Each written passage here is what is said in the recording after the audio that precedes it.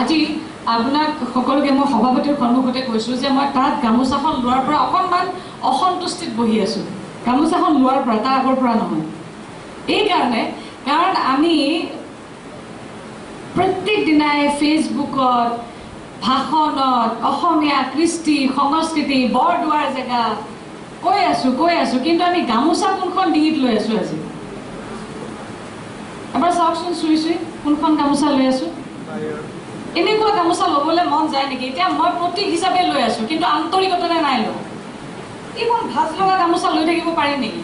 অসমীয়া শিপিনীৰ মানে আমাৰ গুৰুজনাৰ জন্মস্থানত মই আজিৰ পৰা ইয়াতে মই আৰম্ভ কৰিম যে মোৰ সমষ্টিৰ অন্তৰ্গত কোনো অনুষ্ঠানত যাতে ফুল নালাগে, লাগিলে একেবাৰে সাধাৰণ গামোচা হওক, বোৱা হাতে বোৱা আমাৰ শিপিনীয়ে বোৱা গামোচা হ'ব লাগিব।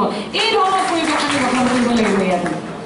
আৰু এইবিলাক বস্তু আমি যদি নকৰোঁ আৰু কোনে কৰিব কওকচোন?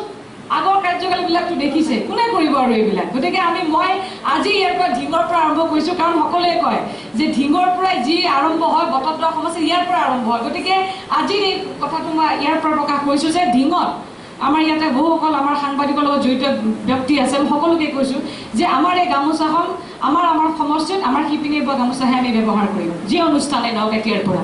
আপোনালোকে সন্মত নে? হাত চাপৰি এটা বজাই দি পেলাই ভৱিষ্যতে যাতে আমাৰ কোনো অনুষ্ঠানত এই পকাই থকা যিখন গামোচাৰে ঘাম মচিলেও মচা নাযায়, এইখন নি পেলাই এনেকুৱা লাগে যে ক'ত থওঁ এই গামোচাখন, এনেকুৱা অনুভৱ হয়। আৰু কাৰণ বটদ্ৰৱা সমষ্টি মই বিভিন্ন সমষ্টিত বিভিন্ন জেগাত অনুষ্ঠান কৰোঁ, গামোচাৰ চাইজবিলাক ইমানটো হৈ গৈছেগৈ,